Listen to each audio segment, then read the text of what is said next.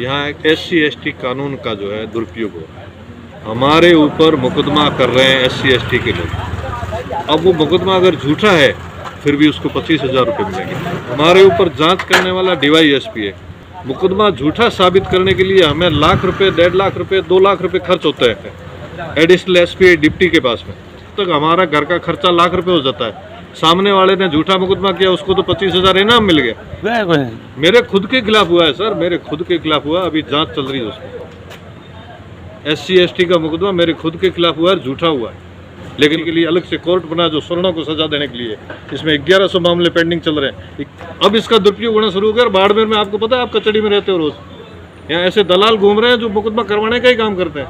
25,000 तेरे को मिलेंगे, कुछ हमें दे देना, तेरे को मिलेंगे, झूठ होगा तो होगा। हमारे यहाँ एक SC/ST कानून का जो है दुरुपयोग हो रहा है। अब हम सवर्णों ने क्या बिगाड़ा है? हमारे ऊपर मुकदमा कर रहे हैं SC/ST के लोग। अब वो मुकदमा अगर झूठा है फिर भी उसको 25,000 रुपये मिलेंगे। मुकदमा चालान हो गया, उसको और पैसे मिलेंगे। हमारे ऊपर जांच करने वाला DYSP है। मुकदमा झूठा साबित करने के लिए हमें लाख रुपए, 1.5 लाख रुपए, 2 लाख रुपए खर्च होते हैं, वो अलग बात है। हमारे को हर आदमी को ला करके अपनी गवाही सबूत वगैरह यहाँ ला के देने पड़ते हैं एडिशनल SP डिप्टी के पास में।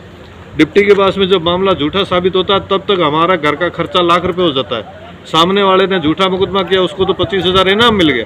हमें उस झूठे मुकदमे को झूठा साबित करने के लिए लाख रुपए खर्चा हो गया, क्योंकि हम 80, 90, 100 किलोमीटर, 200 किलोमीटर से चल के एडिशनल SP के या SP साहब के ऑफिस में आते हैं। तब हमारे ऊपर जाके वो सारे गवाह सबूत वगैरह पेश करने के बाद भी कई बार तो FR दे देते हैं, कई बार कहते हैं कि SC/ST के मामले में FR नहीं दे सकते। अरे साहब, झूठा है, FR कैसे नहीं दे सकते? कि नहीं, इसको झूठा साबित नहीं कर सकते। ऐसा कोई अभी हुआ है? कोई मेरे खुद के खिलाफ हुआ है सर, मेरे खुद के खिलाफ हुआ, अभी जांच चल रही है उसमें।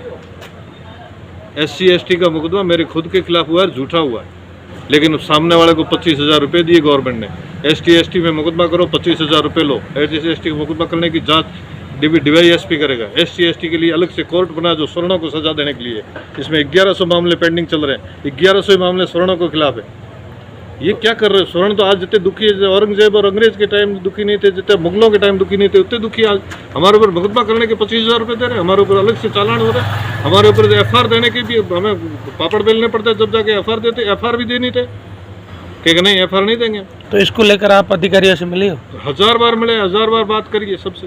कह रहे हैं साहब ये तो गवर्नमेंट का आदेश है, इससे हम कुछ नहीं कर सकते, और कर भी नहीं सकते, उनके हाथ की बात नहीं है, क्यों SC/ST एक्ट ही ऐसा है। अब इसका दुरुपयोग होना शुरू हो गया। बाड़मेर में आपको पता है, आप कचहरी में रहते हो रोज, यहाँ ऐसे दलाल घूम रहे हैं जो मुकदमा करवाने का ही काम करते हैं। 25,000 तेरे को मिलेंगे, कुछ हमें दे देना, तेरे को मिलेंगे, झूठ होगा तो होगा। तो ऐसा होना चाहिए कि साहब मामला अगर झूठा है तो कम से कम उसको तो पनिशमेंट मिले।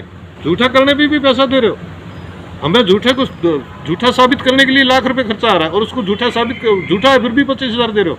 ये गलत हो रहा है।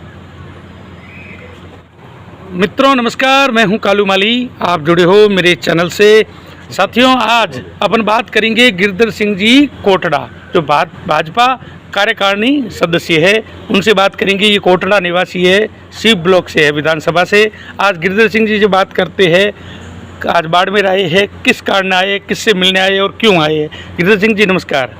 सर, हमारे यहाँ चारे की बहुत ज़्यादा व्यवस्था नहीं है, चारे की किल्लत हो रही है। चारे में गवर्नमेंट जो चारा सप्लाई होता है उसमें चारे के भाव गवर्नमेंट दे रही है 900 रुपये क्विंटल, और गवर्नमेंट के 900 रुपये क्विंटल की बजाय 1300 रुपये क्विंटल में भी चारा हमारे यहाँ उपलब्ध नहीं है। और चारा नहीं होने की वजह से पशु जो है काल कलुषित हो रहे हैं। इसी चक्कर में हम लोग यहाँ आए थे, मेरे साथ सरपंच भी है 10-5, तो सब लोग यहाँ बैठे हैं, अभी मिल रहे हैं कलेक्टर साहब वगैरह से। क्योंकि भाव का जो चारे का जो भाव है, चारे की जो रेट है, वो रेट अगर सही नहीं करेगी गवर्नमेंट तो इस एरिया का जो पशुधन है वो ज़्यादातर तो ख़त्म हो गया। सर, क्या स्थिति इसको लेकर आपने कभी ऊपर सरकार को? पहले इसकी रेट 700 रुपये थी, फिर हमने कुछ किए, हड़ताल वगैरह किए, ज्ञापन दिए, तब अब 900 रुपये। लेकिन 900 रुपये में भी चारा कहीं अवेलेबल है ही नहीं।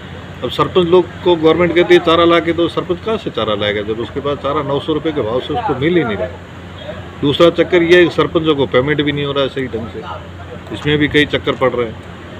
तो इसको लेकर सर सरकार से कभी आपने कोई लेटर वेटर कभी लिखा है? ज्ञापन देते हैं ना हम रोज, तो हड़ताल करते हैं, ज्ञापन देते हैं। सरकार तो कांग्रेस की है, कांग्रेस की सरकार, हमारी सुनवाई थोड़ी करती है। हड़ताल है, ज्ञापन देना, यही काम रहता है हमारा। तो अधिकारी आपको क्या जवाब देते हैं? कहते ठीक है, हम आपकी भावनाओं को आगे अवगत करा देते हैं। शिव क्षेत्र में ऐसे कौन से गांव है जो आज भी मतलब पशुधन चारे की संकट में मर रहा है? मेरा खुद की पंचायत कोटड़ा में 8 शिविर मंजूर है, 2 चल रहे हैं, 6 बंद है।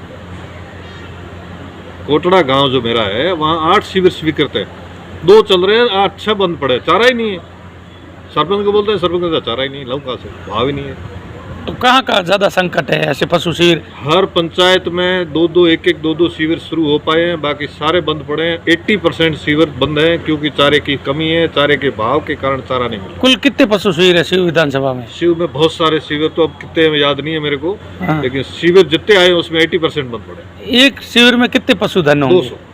200 है, मतलब पर सारे का इतना संकट है। बहुत ज्यादा। तो आज एक तो ये मैटर था मेरा। हाँ, दूसरा, जो गवर्नमेंट आजकल है ये तुष्टीकरण की नीति अपना रही है। इसकी जो गतिविधियां हैं गवर्नमेंट की वो ऐसी गलत है कि इसके अंदर अब विचारणीय बिंदु ये हो गया कि अब अपन सामाजिक समरसता को कैसे कायम रखें।